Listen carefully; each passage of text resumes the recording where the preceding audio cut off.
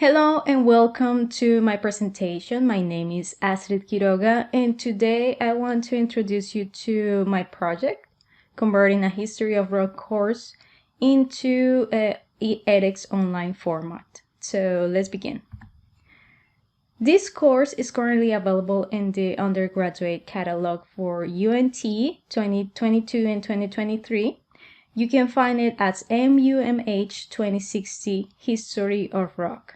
This course is part of one of the electives for the Creative Arts Component Area option and is worth 3 credit hours. This course is only available in a face-to-face format at the Denton campus in Texas, where the students will have live lectures and they will proceed to do their assignments using Canvas. There is no prerequisite to enroll for this course, and the enrollment capacity is up to 200 students, so it's a large class. And as I mentioned before, this is for undergraduate level, and they can pick this course as an elective. The reasons for choosing this course, besides being one of the topics that I'm most interested in, I love music. The course is currently available in Texas, in Denton.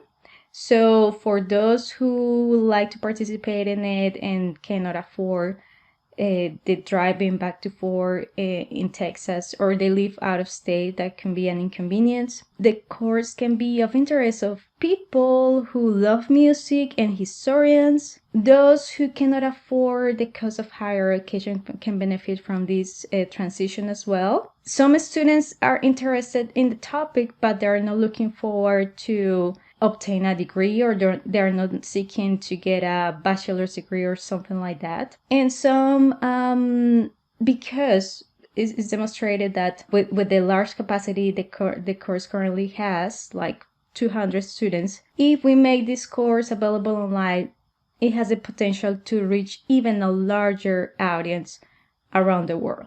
Also, this topic is important for not just American society, but people around the world, as it has reshaped the history and culture in the world. So the current delivery method, as I mentioned, it has three credit hours. It's a face-to-face course. It's currently available only at the University of North Texas in the main campus in Denton. This course is what is called a full semester course. It's designed to be completed within a 16-week period. And because of that, it has specific deadlines for projects, assignments, quizzes, attendance is mandatory. So we have those implications. And on top of that, the tuition cost, which depends of what is the situation of the student. If we have international students, they're going to pay higher tuition. For regular students, that means either classified as a resident, in-state. All those things are considered when estimating the tuition cost. So in the redesign plan, this course will be hosted in a massive online open course, which is edX, and I will explain that in a little bit. But those students who access this course online through this platform won't earn any credit, which give them the freedom to choose which direction to follow after they complete their course. The course will be asynchronous, no face-to-face interaction with the professor. Basically, the student will do all the work connecting online, so that's going to be the next part. And the course is not limited to a 16-week period. This course is available 24/7. Because it's asynchronous and online, the course is also self-paced. That means that the student is fully responsible for their learning process. High quality content will be provided for the student, but the student is in charge of keeping up with the assignments, quizzes, participating in the discussion board, and so forth. The course will be free and available around the world, so the student no need to worry about payments.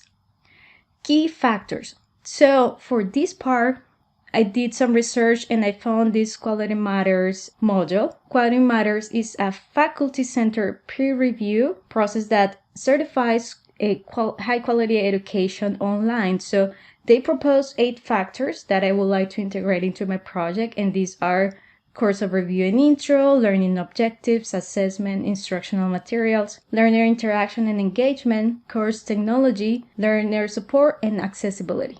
Into the line with Quality Matters, they also propose 3 phases, and I use those 3 phases to assemble the relationship of those key factors with the whole course design. So the first phase is align, which is basically like the analysis process where we gather the information already existing for this course and evaluate the content and how this can be translated into online formats. The second part is engage, where with the platform that I chose for the delivery of this course, in this case is edX, take the information we found from the align process and basically design the content around that technology we're using to make sure that it actually matches the needs we have for the course and that we can facilitate learning using those technologies.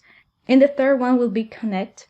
Basically, this is the part when we bridge the course component with the learning content using the both previous phases. And we outline the modules, learning units, discussion boards, and so forth.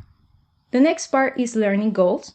I modified the learning goals slightly for this course, and here I have an example for the module, Come as Your Alternative Rock and Beyond. But this basically will introduce the student to the grunge era of the 1990s in the United States, and the idea is that they identify, talking about the learning objectives, the key artists of the era, how the grunge music and indie music contributed to shaping the culture in the 1990s. The student will analyze some audio content and videos and develop critical skills, listening skills around it, and analyze those characteristics, and also participate like in discussion boards and some where they will put their thoughts and ideas on what they have analyzed.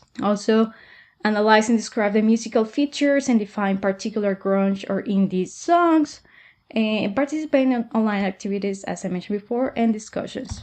So now the delivery system. This is going to be edX. This is part of the massive open online courses available out there. There are a few, but the idea of using this platform is that students will have access to it, not only students in the United States or Texas, but worldwide. This platform presents the student with high quality content from top universities, all kinds of universities around the world. The top universities are there and they're participating in this, and why not the University of Texas be part of this project, helping students to access high quality education for free. This will allow me my goal of learning the students take the ownership of their own learning because it's self-paced, is available 24/7, is highly interactive, and the idea is to integrate video, audio, digital readings and make it really engaging for the students. And I will use professional standard English. Continue with the delivery system. This is just a screenshot of how the course will look like inside edX. So the student will have access to the same information mostly we have, for instance, in Canvas, where they have the course tab and they have the introduction to the course, an overview, what is expected. Then the students would then have this progress tab where they can see how are they doing in the course, how many courses do they need to complete the full program, and they can also check their grades in this tab. Then the next one will be the dates, important dates if we have any. Discussion board, they will access the discussion board tab and see previous entries, talk to other students in the course, and so forth. Then we have the syllabus. Will be available throughout the duration of the course. The student can go back there and review what are the standards, what are the criteria for grading and the policies.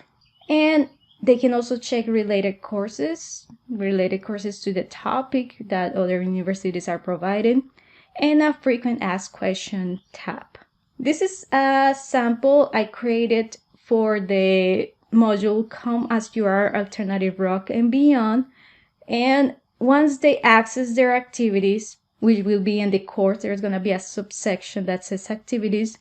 They can access each module in that section. They cannot move forward to the next activity until they complete the first one. It's going to be ordered in an order. So they can go back and review previous activities, but they cannot move forward if they have not completed this activity. So as for now, I have this design where it includes the materials they're going to need to complete the activity, some links, but ideally the information will be embedded in the platform, so they need to go out and research, although researching is highly encouraged, like high quality research.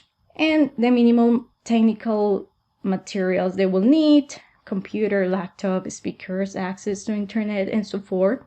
And then the instructions to complete the activity. Activities are going to be clearly outlined for the student to proceed and just follow through. And because this is self-paced, it's asynchronous, this is a key part in this part of this process. And that's how the quality matters, a key factors I stated earlier, are reflected. So everything comes together, and this is kind of like a result of what those key factors are involved in this process. Then the grading, they have the grading tab. They can check exactly the grade portion for it. It's going to be a numerical grading, and even though it doesn't matter much, it will help the students to just keep up with the process, and they can go back and kind of review the information to improve their knowledge on that topic. And the idea here is basically to help the student just to enjoy the learning process and acquire that knowledge properly. Additional technologies that I have thought for this project is a chatbot, because we don't have a professor 24/7 in it. However, there will be somebody monitoring the course, because it's important not just to leave it out there by its own. So the chatbot, it will be boosted or built up in AI technology, or artificial intelligence, and the student can access the chatbot 24/7. They can ask any questions related to the course content, on ethics in general. It will have, basically it will work kind of like a dictionary, something like a virtual dictionary, where they can access clarified on terms that are unclear. They can do a quick verified if grammar errors are found in my text. So this is going to be super helpful. They can access the Q&A or access other parts of the platform. If they need some help navigating through the platform, they can ask the chatbot and get that information from it. Because my plan is to embed the videos and audios, I want to have reliable playback control that is compatible with edX.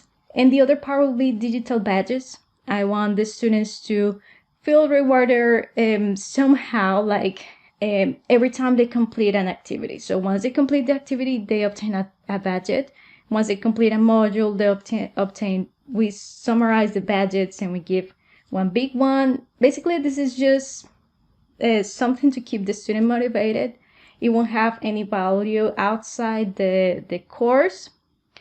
But they can, once the whole course is completed, they can just basically refer to that completion on social media platforms such as LinkedIn. And that's my presentation. Here I have some references. If you're interested in getting some of this information, please let me know. I will be happy to forward you this content. But that's all. Thank you for watching my video, and I wish you a great rest of the semester. Thank you.